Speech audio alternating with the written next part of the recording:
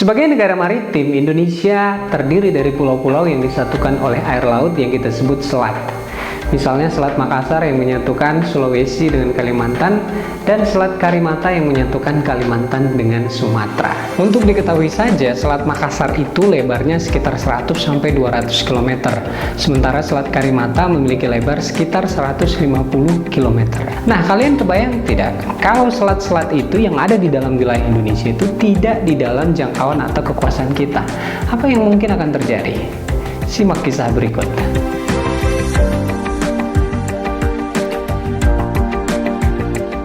Sejak tahun 1939, ketika kita dijajah, Belanda masih menggunakan Territorial Zin on Maritime Kringen Ordonnantie atau TZMKO sebagai dasar untuk mengatur wilayah perairan Indonesia.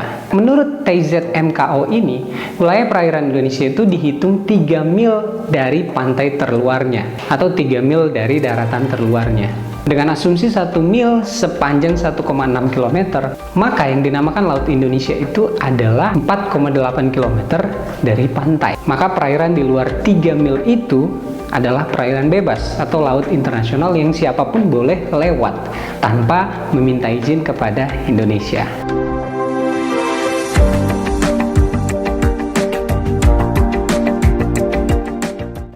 Indonesia merdeka, kita masih menggunakan TZMKO ini. Bukan berarti kita belum terpikirkan soal penguasaan wilayah perairan kita, namun karena konsentrasi melawan Belanda di meja perundingan maupun di medan pertempuran, akhirnya masalah ini luput dari fokus pemerintah. Pada masa demokrasi parlementer, masalah ini dibicarakan kembali, karena bagaimana tidak, meskipun Belanda sudah mengakui kedaulatan Indonesia tahun 49, kapal-kapal perang mereka masih bebas keluar masuk di wilayah Laut Jawa, persis di atas ibu kota negara Indonesia yang sudah merdeka. Kenapa hal ini bisa terjadi? Ya karena kita masih terikat dengan peraturan TZMKO tadi, yang jelas-jelas sangat merugikan negara kita kan.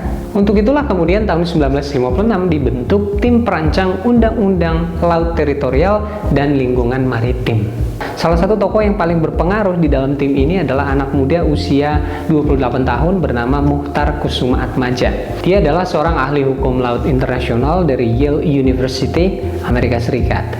Dalam konsepnya, dia mengatakan bahwa laut teritorial Indonesia itu harusnya diukur 12 mil dari daratan terluarnya, bukan 3 mil. Pada 13 Desember 1957, konsep ini kemudian dibawa ke sidang kabinet yang dipimpin langsung oleh Perdana Menteri Juanda dan disetujui. Pada hari itu juga konsep ini diumumkan dan dibacakan ke seluruh dunia yang nanti dikenal sebagai Deklarasi Juanda yang mengatur soal laut teritorial Indonesia. Isinya kurang lebih begini. Segala perairan di sekitar, di antara, dan yang menghubungkan pulau-pulau atau bagian pulau-pulau yang termasuk daratan negara Republik Indonesia dengan tidak memandang luas atau lebarnya adalah bagian-bagian yang wajar daripada wilayah daratan negara Republik Indonesia, dan dengan demikian merupakan bagian daripada perairan internasional yang berada di bawah kedaulatan mutlak daripada negara Republik Indonesia. Lewat deklarasi ini pula Indonesia memperbolehkan kapal-kapal asing untuk lewat di laut teritorialnya, tapi dengan catatan tidak merugikan kepentingan dan kedaulatan Negara Kesatuan Republik Indonesia. Sontak deklarasi ini mendapatkan protes dari banyak negara lain, terutama Amerika Serikat, Prancis, Australia, Belanda, dan Selandia Baru, termasuk Inggris. Mereka menolak isi dari deklarasi ini. Tapi Indonesia tidak bergeming. Perjuangan diplomasi lewat forum-forum internasional terus dilakukan. Pada tahun 1982, atau tepat 25 tahun setelah deklarasi Juanda, akhirnya PBB menerima deklarasi Juanda lewat Konvensi Hukum Laut ketiganya. Dengan pengakuan ini artinya seluruh anggota PBB menerima deklarasi Juanda dan mengakui deklarasi Juanda beserta dengan isinya. Maka dengan demikian wilayah laut Indonesia itu bertambah, yang awalnya hanya sekitar 2.027.087 km persegi meningkat 2,5 kali lipat menjadi 5.193.250 km persegi.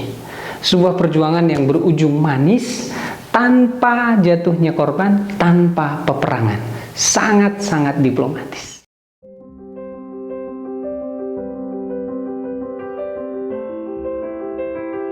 Nah, setelah mendengar panjangnya pembahasan kita tadi tentang laut dan deklarasi Juanda, bagaimana pendapat kalian tentang potensi laut Indonesia? Menurut Rohmin Dahuri, mantan Menteri Perikanan dan Kelautan pada masa Presiden Megawati, potensi laut kita itu bisa menghasilkan sekitar 7.200 triliun rupiah per tahunnya, atau sekitar 2,5 kali APBN kita di tahun 2022. Wow, sangat besar. Tapi mengapa Indonesia masih sangat mengandalkan penerimaan negara kepada pajak? Menurut kalian mengapa potensi laut kita yang sangat besar itu belum maksimal dimanfaatkan? Padahal lewat deklarasi Juanda akan nanti ada lagi yang namanya zona ekonomi eksklusif. Kita sudah menguasai seluruh laut yang ada di dalam kepulauan kita, bahkan di luar kepulauan kita. Mengapa menurut kalian kita belum bisa memaksimalkan hasil atau potensi dari laut kita? Berikan pendapat kalian.